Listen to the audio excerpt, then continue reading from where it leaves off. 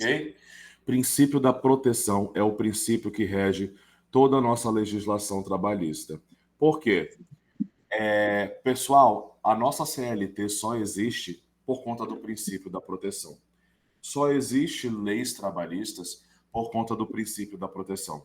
Só existe acordo coletivo do trabalho, sentenças normativas, convenções coletivas do trabalho por conta do princípio da proteção. O princípio da proteção, ele serve para proteger o empregado, ou seja, lá no direito do consumidor, se nós pararmos para pensar, quem é a parte vulnerável e hipossuficiente das relações de consumo? É o consumidor, certo? Aqui no direito do trabalho, quem seria a parte hipossuficiente? Hipossuficiente como regra. Como regra, a parte hipossuficiente aqui é o empregado, certo? O empregador, ele está numa posição de hipersuficiência, certo? Então, para colocar o empregado, que como regra é a parte hipossuficiente, no mesmo grau de hierarquia, para colocar o empregado no mesmo patamar do empregador, nasceu o princípio da proteção. Então, já vamos colocar isso aqui, ó. O princípio da proteção serve, tá, para igualar a hierarquia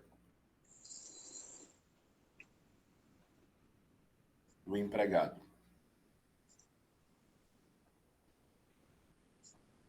e perante o empregador. Certo? Então, esse princípio coloca o empregado que, como regra, o empregado aqui, né? O empregado, deixa eu até puxar, como regra, ele é a parte hipossuficiente, no mesmo grau de hierarquia do empregador. Essa é a regra para tudo do princípio da proteção. Só que, professor, tem exceção, não tem? Todos os princípios têm exceções, pessoal. Todos os princípios têm exceções. Então, por exemplo, uma exceção ao princípio da proteção, que foi trazida essa exceção pela própria reforma trabalhista, nós tivemos uma reforma trabalhista em 11 de novembro de 2017 e ela trouxe uma exceção. Ela trouxe o tal do empregado hipersuficiente. Eu não vou falar exatamente sobre ele nessa aula, tá? Mas vocês já vão saber que existe a figura do empregado hipersuficiente na CLT, no artigo 444, parágrafo único da CLT. Quem é a figura desse empregado hipersuficiente que a CLT traz para a gente? A exceção à regra, né? Muito simples, gente. O empregado hipersuficiente é aquele, de acordo com o artigo 444, parágrafo único, que tem diploma de curso superior, e o salário dele é superior a 2 vezes o teto da Previdência Social, ok? Então, o empregado hipersuficiente, vamos lá. Primeira coisa, ele tem diploma. Segunda coisa, o salário dele é mais de 2 vezes o teto da Previdência Social, ok? Esse empregado, geralmente, pela CLT, ele não precisa dos sindicatos. Ele não precisa que o sindicato dele realize acordos coletivos, convenções coletivas com o empregador. Como ele é uma figura hipersuficiente, ele pode sentar com o empregador e, pelo mero contrato escrito, ele pode entrar em acordo de várias situações do contrato dele, tá? Ele mesmo perante o empregador, porque pela CLT ele está no mesmo grau de hierarquia do empregador, certo? Então, você já sabe na prova, quando perguntar Qual é o princípio que serve para proteger o empregado? O empregado, princípio da proteção. Princípio da proteção. Essa é a regra, tá? Bom, desse princípio da proteção surgem 2 subprincípios. Eita, vamos lá. Vou até puxar aqui. Do princípio da proteção, puxar aqui para baixo, surgem 2 subprincípios. O primeiro é o subprincípio da norma mais benéfica, ou mais favorável.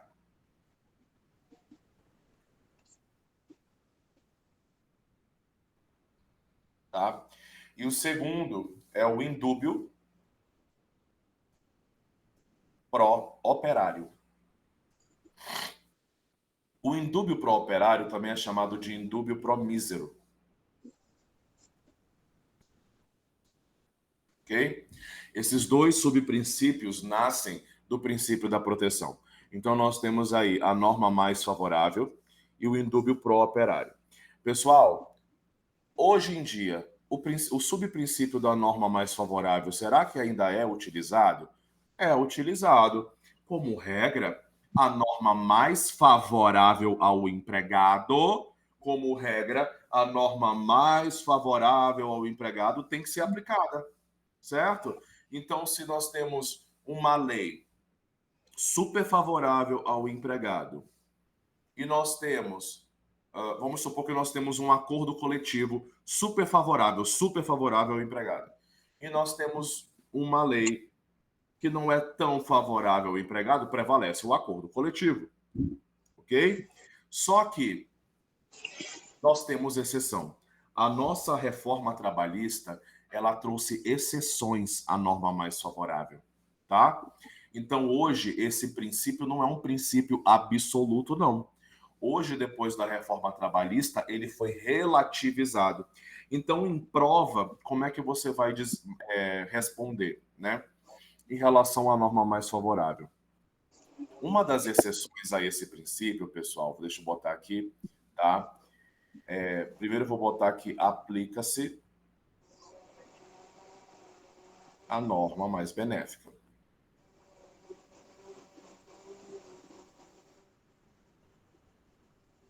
E vamos colocar uma exceção aqui. Exceção a esse princípio. Eu já vou te dizer a principal exceção que nós temos. É o artigo 620 da CLT. Ok? Vocês estão conseguindo me ouvir? Sim. Sim. Tá. A principal exceção que nós temos hoje, a norma mais favorável, é o artigo 620 da CLT, que foi trazido pela reforma trabalhista. O que o artigo 620 da CLT diz para a gente? Pessoal, hoje, se perguntar na prova, quem é que prevalece, o acordo coletivo ou a convenção coletiva do trabalho? Hoje, sempre prevalece o acordo coletivo do trabalho. Ah, professor, mas tem um acordo coletivo dizendo o seguinte: o percentual de hora extra para a categoria dos metalúrgicos será pago no percentual de 60%. Ao mesmo tempo, a categoria dos metalúrgicos tem uma convenção coletiva também em vigor. E a convenção coletiva diz: o percentual de hora extra será pago em 80%. 80%. Obviamente, a convenção coletiva aqui é muito mais benéfica. Mas se o examinador te perguntar quem prevalece, você vai responder que, ainda que menos benéfico, pela letra da lei, prevalece o acordo coletivo do trabalho. Então, hoje, nós tivemos essa relativização na norma mais benéfica. Hoje, vou até colocar aqui de vermelho, de vinho, tá? Hoje, aqui, ó, o acordo coletivo do trabalho prevalece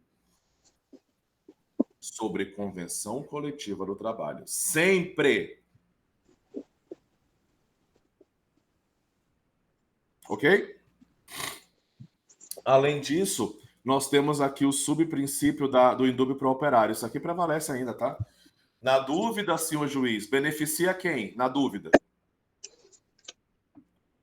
Ah, eu estou em dúvida, tem muitas provas, excesso de provas ou pouquíssimas provas, né, para comprovar o direito do empregado e, ao mesmo tempo, pouquíssimas provas que comprovam o direito do empregador. O juiz está na dúvida. Na hora da dúvida dele, ele vai ter que beneficiar quem de alguma forma? O trabalhador. Na dúvida, beneficiar o operário, de alguma forma. Certo? Então, esse é o primeiro princípio trabalhista. Vocês podem tirar print da tela, que eu vou apagar, tá? Vou pegar uma nova tela em branco, mas o Aníbal tá aí, né? Também ele deve estar fazendo algum resumo. Mas vocês podem tirar print, fazer as anotações de vocês, tá? O Aníbal tá gravando também, ele me disse, tá? Aí a gente já consegue pegar esse vídeo, eu vou jogar no meu YouTube e vocês conseguem assistir por lá, tá? Então, pessoal, primeiro princípio, proteção. Igualar o empregado no mesmo patamar do empregador, que é a parte hipersuficiente, o empregado a parte hipossuficiente. Exceção, empregado hipersuficiente. Norma mais favorável, aplica-se ainda. Exceção, acordo coletivo do trabalho sempre prevalece sobre convenção coletiva do trabalho. Indúbio pro operário, na dúvida, beneficia quem? Beneficia o trabalhador. Beneficia o trabalhador. Certo? Vamos para o próximo. Próximo princípio.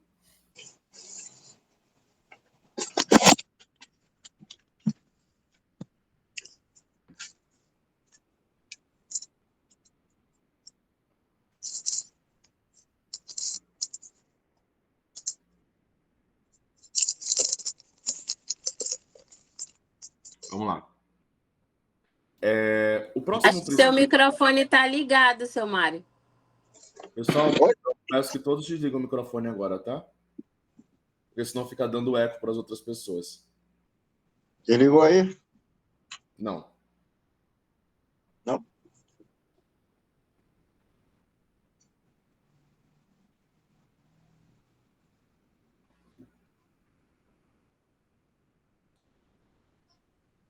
Vamos lá. Próximo princípio trabalhista, tá? É o princípio da alteridade. Vamos colocar aqui. Esse já caiu em prova, tá? Princípio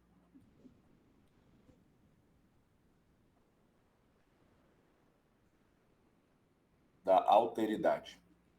Esse princípio tem previsão legal, tá? Ele tem previsão no artigo 2º da CLT.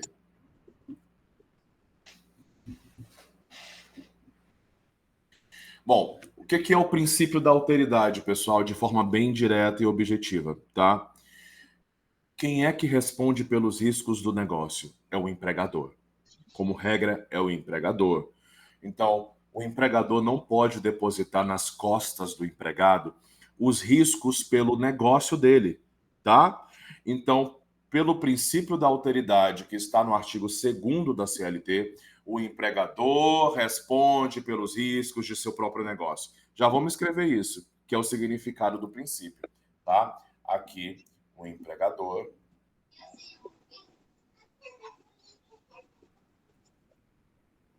responde pelos riscos do negócio.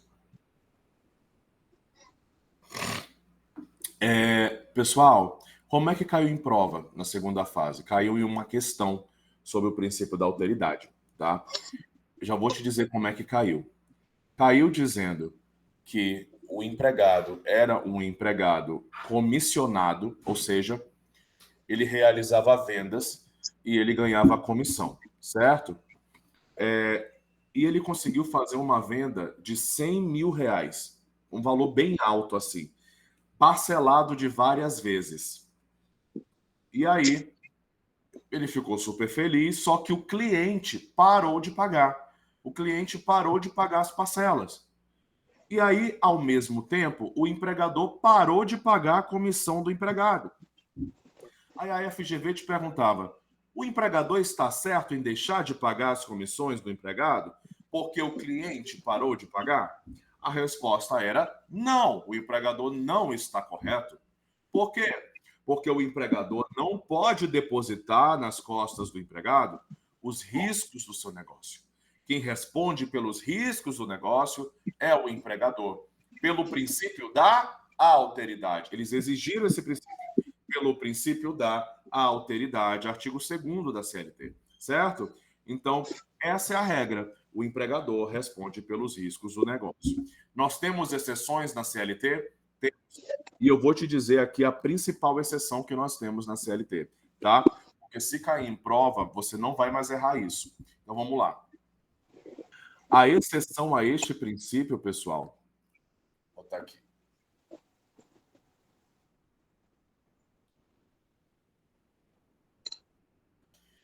É quando falar de teletrabalho. Ok? Artigo 75D da CLT. Teletrabalho, artigo 75D da CLT. Essa é a exceção. Por quê?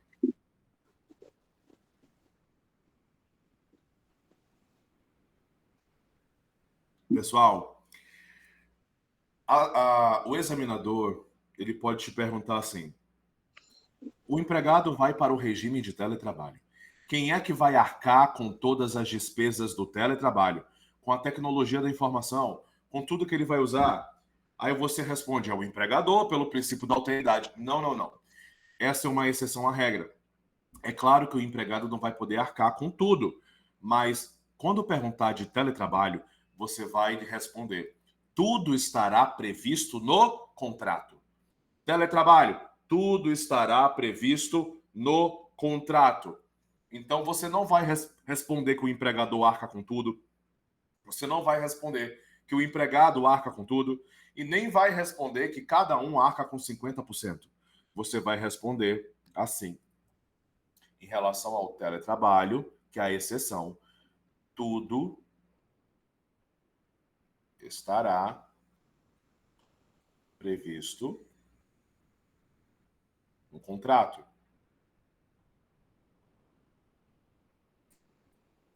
Certo? Então, essa é a exceção. Então, pessoal, vamos lá, tá? Já vimos algum. Esse princípio é bem rápido. Já vimos alguns princípios aqui. Se perguntar em prova qual é o princípio. Vamos lá. Qual é o princípio que que serve para proteger o empregado, que é a parte hipossuficiente? Princípio da proteção. Qual é o princípio que diz que a norma mais benéfica, o nome já diz, deve ser aplicada? Norma mais benéfica. Se o juiz tiver dúvida, ele tem que beneficiar o operário, pelo princípio do indúbio pro mísero, operário. Princípio da alteridade é o quê? O empregador arca com os riscos do negócio. O empregador arca com os riscos do negócio, salvo teletrabalho, porque tudo estará previsto no contrato. Certo? Vamos para o próximo princípio, tá? O próximo princípio trabalhista, esse daqui vocês devem conhecer, eu tenho quase 100% de certeza. É o chamado princípio da primazia da realidade.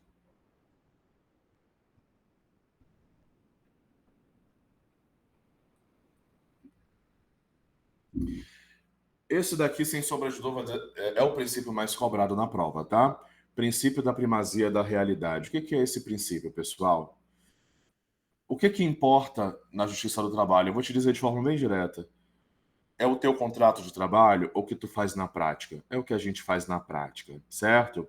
Então, a prática deve prevalecer sobre o quesito formal. A prática deve prevalecer sobre o quesito formal. Então, Joana foi contratada para trabalhar como doméstica, certo? Na residência de João. Ela trabalhava 3 vezes por semana. Ao mesmo tempo, Joana trabalhava em âmbito residencial. Ao mesmo tempo, Joana tinha subordinação, habitualidade, onerosidade e pessoalidade. Só que Joana começou a fabricar, a fazer bolos para João vender na sua loja de doces. Pessoal, a partir do momento que Joana começa a fazer bolos para João vender na sua loja de bolos, Joana deixa automaticamente de ser doméstica. Por quê? Porque a doméstica não pode trabalhar com finalidade lucrativa, ou seja, ela não pode se envolver na atividade lucrativa do empregador. Então, mas o empregador está dizendo na Justiça do Trabalho que ela é doméstica. Mas na prática, ela é doméstica? Não, ela é uma empregada comum, porque ela se envolveu na atividade lucrativa. Pelo princípio da primazia da realidade. Maria trabalha numa empresa. E nessa empresa, na carteira de trabalho, foi assinado na CTPS dela que o salário dela é R$ 1.500. Só que todos os meses ela recebe R$ 1.500, que é o salário em carteira, e o empregador paga por fora para ela mais R$ 500. Opa! Se o empregador paga por fora para ela, qual é o salário da Maria na Justiça do Trabalho? R$ 1.500 ou R$ 2.000? R$ 2.000. Por quê? Porque o que importa não é o que está na CTPS, é o que ela recebe na prática, pelo princípio da primazia da realidade. E assim por diante. Certo? Então, esse princípio é facílimo, tá? Princípio da primazia da realidade é só isso mesmo. Deixa eu pegar aqui. Calma. Pelo princípio da primazia, o que importa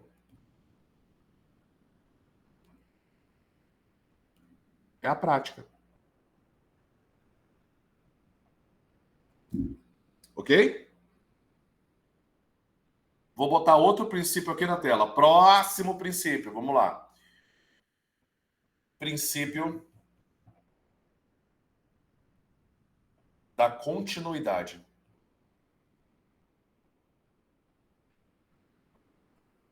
Bota aí. Princípio da continuidade. Tem muitos princípios, né? Mas a gente vai falar dos principais que podem cair em prova, tá? Pessoal, o que é o princípio da continuidade? Como regra, pessoal, os contratos de trabalho dos empregados devem, como regra, ser por prazo indeterminado. Como regra, os contratos de trabalho devem ser por prazo indeterminado, ou seja eterno enquanto dure. O empregado, como regra, tem que estar sempre trabalhando. Esse é o princípio da continuidade, ok? Então vamos anotar aqui, ó. Pelo princípio da continuidade, deixa eu pegar aqui a canetinha. Princípio da continuidade, os contratos serão por prazo indeterminado. Mas nós temos exceções, tá? Então, essa é a regra. Quais são as exceções a esse princípio, pessoal? Olha, eu vou te falar algumas exceções já de cara e a gente já vai matar meio mundo de questões em prova só te falando dessas exceções. Aliás, não esqueçam que segunda-feira nós vamos começar a responder as questões. Então, não esqueçam de levar os cadernos de vocês impressos, certo? Vamos lá. Vou repetir. Como regra, os contratos de trabalho serão por prazo indeterminado. Exceção. Primeira exceção nós temos na própria CLT. Os contratos por prazo determinado. Aqui, ó. Contratos por prazo determinado. Os contratos por prazo determinado são aqueles que duram até 2 anos. Previsão legal dele, artigo 443, parágrafo 2º da CLT. Certo? Essa é a primeira exceção ao princípio da continuidade. Os contratos por prazo determinado, que duram até 2 anos. 2 anos, tá? Vou te falar de mais alguns. Tem outra modalidade de contrato por prazo determinado na CLT, que é o chamado contrato de experiência. O contrato de experiência dura até 90 dias. Certo? O contrato de experiência tem previsão também no artigo 443, parágrafo 2º da CLT. Tá? Já te dei duas exceções. Opa! Deixa eu voltar aqui. Já te dei duas exceções ao princípio da continuidade. E nós temos mais uma, tá? Essa daqui, ela tem sido cada vez mais cobrada em prova. Mais uma exceção ao princípio da continuidade é o trabalho temporário.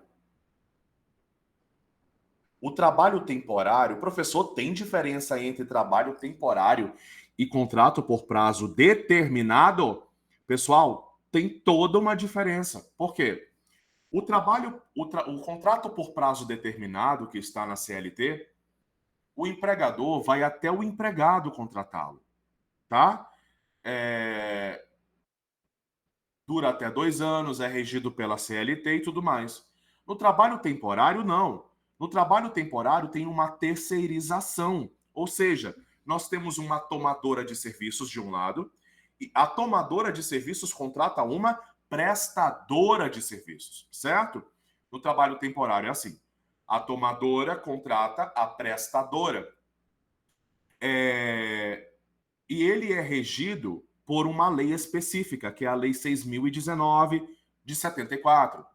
O trabalho temporário, ele serve principalmente para a substituição de alguns empregados, tá? Por exemplo, uma empregada da minha empresa que está gestante foi tirar licença maternidade.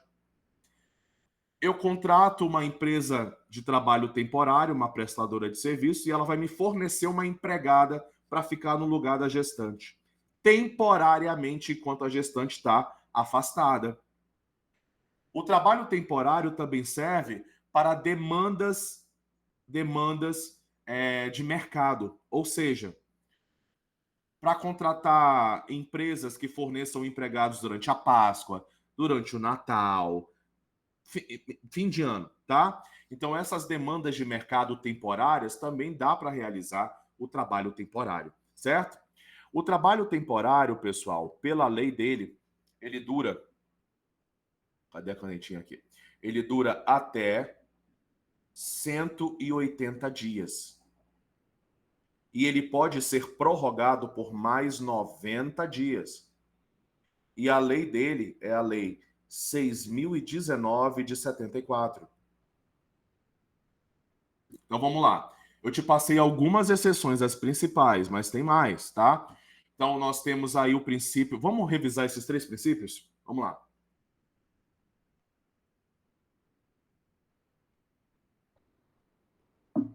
Simbora. Princípio da alteridade. Alteridade, alteridade. O que é o princípio da alteridade? Como regra, o empregador responde pelos riscos do seu próprio negócio. Como regra, o empregador responde pelos riscos de seu negócio. Falou isso em prova, princípio da alteridade. Alteridade. Princípio da primazia da realidade. É a prática que importa. Não é o quesito formal, é a prática, é a prática. Terceiro, princípio da continuidade. Como regra, os contratos de trabalho serão eternos enquanto durem. Prazo indeterminado. Exceção, contratos por prazo determinado, que duram até 2 anos. Contratos de experiência, que duram até 90 dias. E o trabalho temporário, que já está fora da CLT, uma terceirização.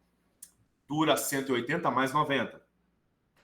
Trabalho temporário dura 180 mais 90. 180 mais 90, 180 mais 90. Lei 6.019 de 74. Show? Bom, vocês podem tirar print da tela. O Aníbal também está gravando, está tudo certo, está gravando a tela, está gravando tudo. Então, vocês tirem print, vocês também podem fazer suas anotações, eu vou passar para a próxima, tá?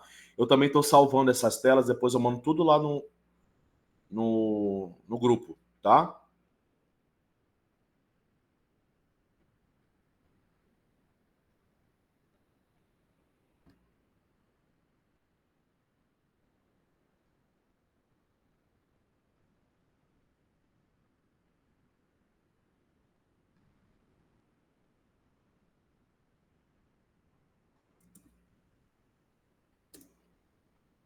Ok, tela em branco. Vamos para o próximo princípio.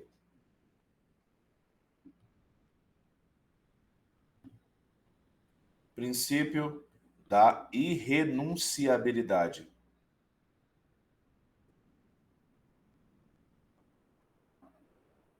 Tá? Princípio da irrenunciabilidade dos direitos trabalhistas. Pessoal, o nome desse princípio já diz tudo, né? Princípio da irrenunciabilidade dos direitos trabalhistas. O que será que isso quer dizer? É isso mesmo que você está lendo. Os direitos trabalhistas são o quê? Irrenunciáveis. Ainda que o empregado queira, irrenunciáveis, porque não é uma questão de querer, de vontade. Aqui nós estamos falando de uma questão de ordem pública, certo? Então imagine se todo mundo começa a renunciar aos seus próprios direitos, ou se o empregador começa a querer que os empregados renunciem aos seus próprios direitos, onde nós vamos parar? É uma questão de ordem pública. Então não é uma questão de apenas eu quero, tá? Não. O princípio da irrenunciabilidade é isso. O empregado não pode renunciar ao FGTS. O empregado não pode renunciar às férias. O empregado não pode renunciar ao 13º. O empregado não pode renunciar a receber salário. O empregado não pode renunciar a uma penca de direitos que ele tem por lei. Tá? Princípio da irrenunciabilidade, a gente já coloca isso. Então, os direitos trabalhistas, vamos colocar aqui. Olha só. Regra, os direitos trabalhistas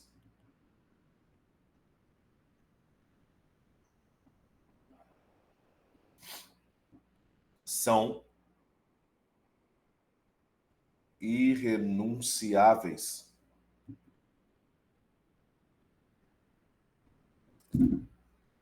Alright? Os direitos trabalhistas são irrenunciáveis. Pessoal, deixa eu só tirar uma fotinha da tela aqui, para depois eu postar lá no Instagram, né? Do curso, para mostrar que a gente está trabalhando, né? Então, peraí. Não se preocupem, vocês vão aparecer lindos que eu vou botar um filtro, tá? Que ninguém é obrigado, eu só apareço feio pessoalmente, mas no Instagram eu não sou obrigado, tá? Então, olha só. Peraí. Deixa eu botar aqui um filtro bem legal.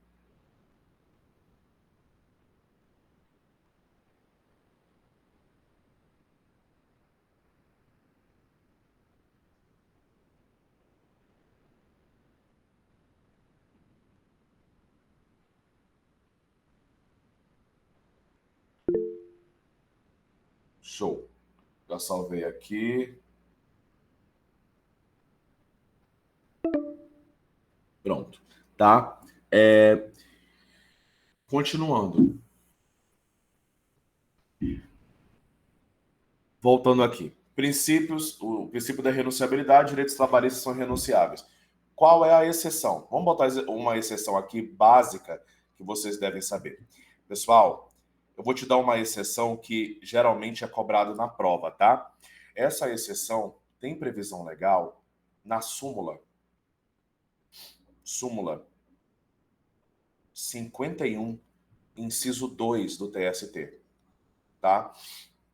Essa daqui é a mais cobrada em prova, então eu quero que vocês saibam sobre essa súmula. Essa súmula fala sobre regulamento de empresa, certo? Ela fala de regulamento de empresa. Então vamos lá. Professor, explica.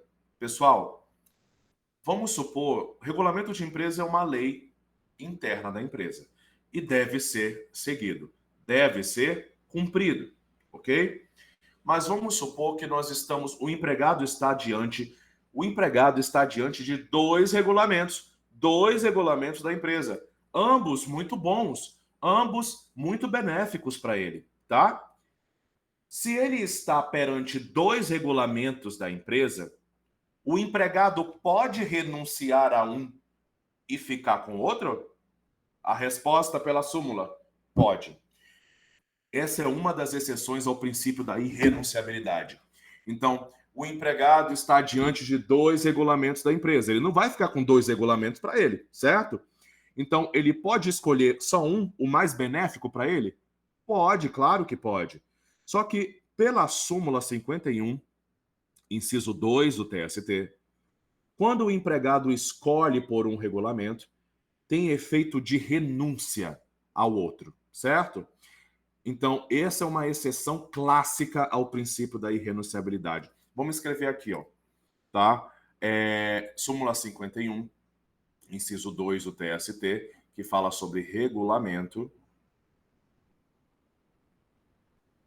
de empresa. Tá? No caso de 2 regulamentos,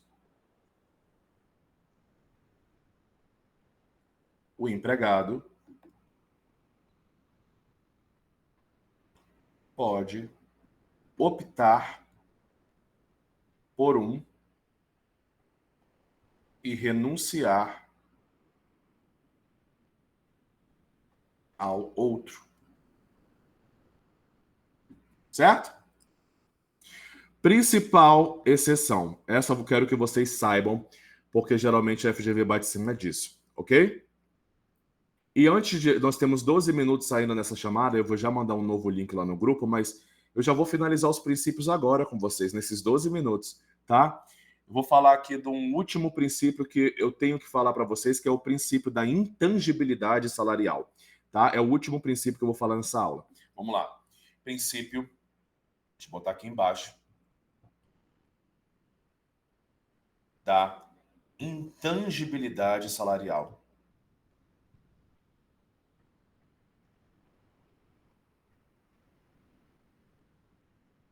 Pessoal, o que é o princípio da intangibilidade salarial?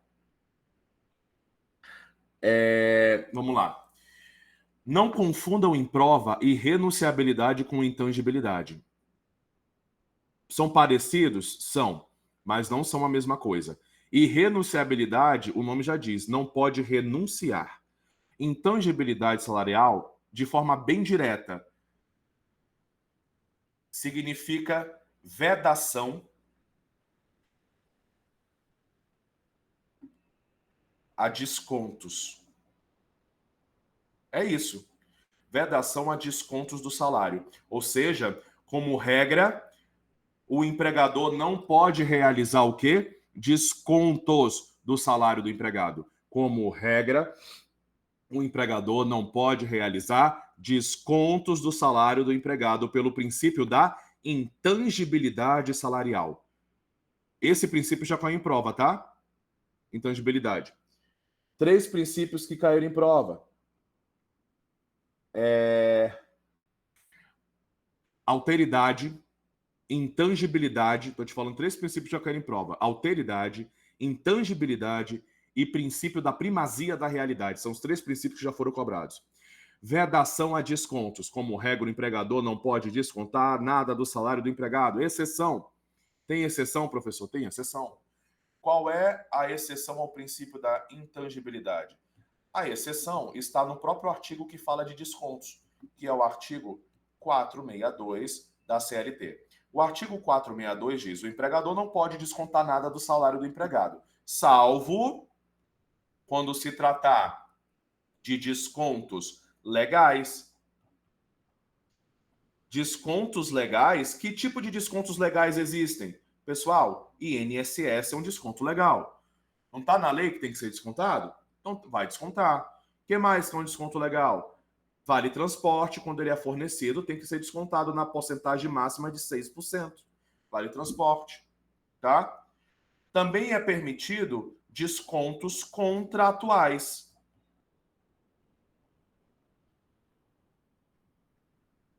Que tipo de descontos contratuais nós temos? Uma porção, plano de saúde, tá? Previdência privada, plano odontológico, certo? E também, pelo artigo 462 da CLT, é permitido descontos em caso de adiantamentos.